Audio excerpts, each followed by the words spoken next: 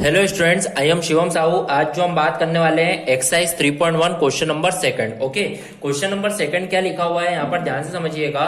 The coach of a cricket team buy 3 bat and 6 ball ₹4,3900। एक coach है cricket team का जिसने 3 bat and 6 ball खरीदे 3900 में। Later she buy another bat and 3 more ball of same kind of ₹1300। Represent this situation algebraically and geometrically. देखिए यहाँ पर आपने देखा, ये आप चैप्टर नंबर 3 पढ़ रहे हैं तो chapter number 3 linear equation in 2 variable. यहाँ पर जब भी आप वर्ड प्रॉब्लम पढ़ेंगे तो आप सबसे पहले ये ध्यान रखें कि किन दो चीजों की बात हो रही है। तो आप यहाँ पर देखेंगे, यहाँ पर दो चीजों की बात करी है। Coach of cricket team buy 3 bat and 6 ball, मतलब बैट और बॉल दो चीजों की यहाँ पर बात हो रही है। तो यहाँ पर देखिएगा किस तरीके से होगा। तो यहाँ पर सबसे पहले जिस भी दो चीजों की बात होती है सबसे पहले उन्हें एक्स एंड वाई मान लीजिए। ओके, तो late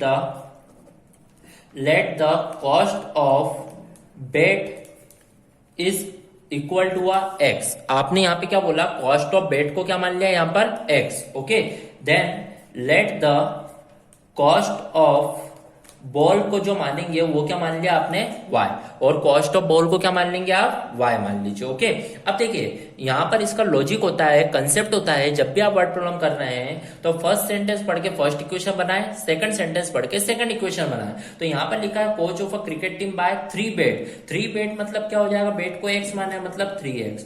3 bat and 6 ball, and 6 ball मतलब क्या हो जाएगा 6y, और ₹4,3900 दोनों मिलकर कितने रुपए में खरीदा उनने, 3900। तो this is our equation number 1। Okay, अब फिर आगे लिखा है later she buy another bat and 3 more ball. इनने बोला later she buy another bat, मतलब एक बेट और खरीदा, मतलब 1x and 3 more ball, 3 ball और खरीदी मतलब 3y ball of same kind of ₹1300। कितने रुपए में खरीदी, ऑफ ₹1300।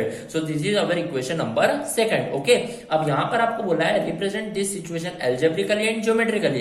तो आपने इसे एल्जेब्रिकली तो बता दिया, एल्जेब्रिकली मतलब एक्स एंड वाई के फॉर्म में इक्वेशन आपको बनानी होती है। तो आपने फर्स्ट सेंटेंस पढ़ के फर्स्ट इक्वेशन, सेकंड सेंटेंस पढ़ के सेकंड इक्वेशन। तो इस तरीके से आपने एल्जेब्रिकली तो इक्वेशन को बता दिया है। ओके, अब बात बच रही है ज्योमेट्रिकली। ओके, तो ज्योमेट्रिकली ध्यान से समझिएगा, ज्योमेट्रिकली किस तरीके से अपन यहां पर करेंगे। तो यहां पर आप देखिए, our first equation is 3x plus 6y is equal to 3900। अब मान लीजिए मैंने देखा यहाँ पर ये इक्वेशन शॉर्ट हो सकती है। यहाँ पर मैं यदि 3 कॉमन ले लूंगा तो x plus y is equal to 3900, then x plus y is equal to ये हो जाएगा 1300, बिकॉज 3 अपॉन में जाएगा तो कितना हो जाएगा 1300। So this is our equation number first. Okay, अब मान लीजिए मैं इसके पॉइंट्स फाइंड आउट करता हूं, जो कि आपने 9th क्लास में पढ़ के भी रखा है। तो इसके पॉइंट्स किस तरीके से फाइंड आउट होंगे आप ध्यान से समझिएगा।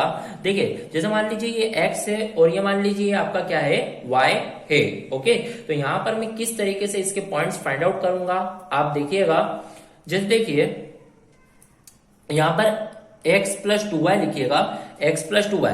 मान लीजिए अब मैं यहाँ पर x की जगह पे 0 रख रहा हूँ, x की जगह पे 0, तो y is equal to 1300, 2 upon में आ जाएगा, तो मतलब ये कितना आ जाएगा 650। ओके, अब मान लीजिए मैं y की जगह पे 0 रख देता हूँ तो x की वैल्यू कितनी हो जाएगी यहाँ पर 1300। तो इस तरीके से मेरे पॉइंट्स यहाँ पर फाइंड आउट हो जाएंगे। ओके, अब बात करते हैं फर्स्ट इक्वेशन की। तो आपने पॉइंट्स फाइंड आउट कर लिए। सेकंड इक्वेशन आपने देखा 1x plus 3y is equal to 1300। So this is our equation number second. अब इसके भी यदि पॉइंट फाइंड आउट करना है तो आपने देखा आपको यहाँ पर x और y की वैल्यू पुटअप करके यहाँ पर पॉइंट फाइंड आउट करना होंगे।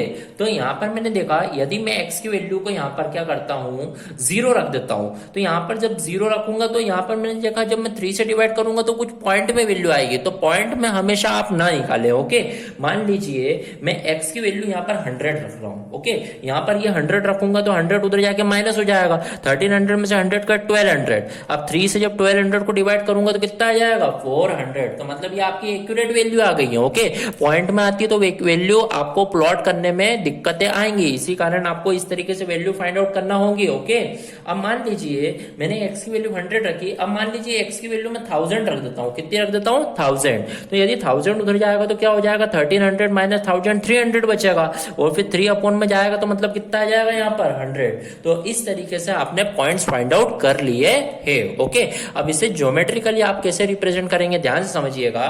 जैसे मान लीजिए ज्योमेट्रिकली ज्योमेट्रिकली रिप्रेजेंट मतलब क्या है कि आपको ग्राफ ड्रॉ करना है एक तरीके से। तो आप यहाँ पर देखिएगा, आपने मान लीजिए this is our x axis और ये मान लीजिए ये है आपकी y axis, okay, and this is negative x और ये जो है आपकी क्या है नेगेटिव वाई एक्सिस। अब मान लीजिए यहाँ पर जो आपके सारे नंबर है 1300, 650, 100, 1000, तो यहाँ पर सब नंबर जो है सब बड़ी बड़े नंबर है, इसी कारण मैं 100 का डिफरेंस पॉइंट आउट करूंगा।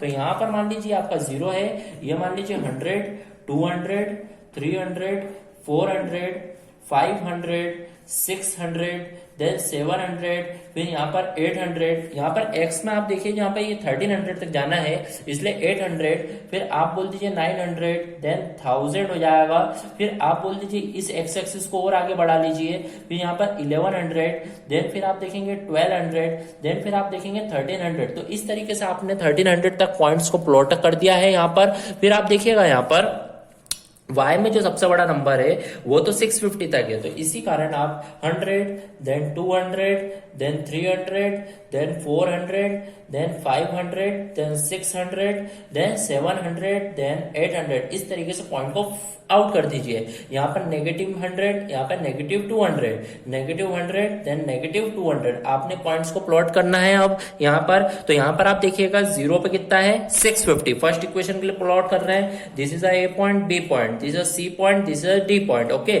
0 पे कितना चाहिए 650, तो मैंने देखा 0 ये रहा 650, 650 मतलब 600 के ऊपर और 700 के अपोन में, 600 और 700 के बीच में आएगा 650, मतलब ये पॉइंट ये रहा और this is our point number A, okay. इस तरीके से आपको पॉइंट करना होगा प्लॉट, ओके।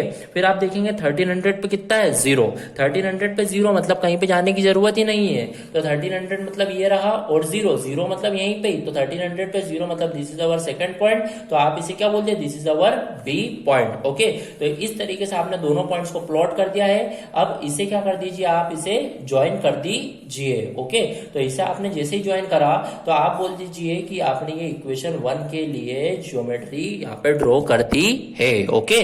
तो इक्वेशन 1 के लिए हो चुका। अब बात करते हैं इक्वेशन नंबर 2 के लिए। तो इक्वेशन नंबर 2 के लिए आप देखेंगे 100 पे पॉइंट कितना है 400, तो 100 ये रहा, 100 पे कितना है 400, तो 400 मतलब ये रहा, तो this is our point number C. तो इस तरीके से आप पॉइंट सी बोल दीजिए। फिर आप देखिए, फिर आपको क्या बोला है, डी पॉइंट क्या है 1000 पे 100, 1000 मतलब क्या है, कहाँ रहा पॉइंट, ये रहा 1000 पे पॉइंट 100 है, तो 100 मतलब और ऊपर जाना, मतलब ये रहा आपका पॉइंट, तो this is our D point. तो इस तरीके से आपने ये बोल दिया है यहाँ पर। अब आपको भी यहाँ पर क्या करना होगा, ज्वाइन करना होगा। तो इस तरीके से आप यहाँ पर इसे ज्वाइन कर दीजिए। अब ये ज्वाइन करें तो फिर इसे भले आगे कहीं पे भी इंटरसेक्ट होगा ये, तो इस तरीके से आप ये बोल दीजिए आपने ये इक्वेशन नंबर 2 के लिए ज्योमेट्री ड्रॉ कर दी है, ओके। तो इस तरीके से यहाँ पर आपका ज्योमेट्रिकल रिप्रेजेंटेशन होगा, okay. So here our question number 2 of exercise 3.1 of chapter number 3 is completed. Thank you. If any doubt, then comment in a comment box. Okay. Thank you.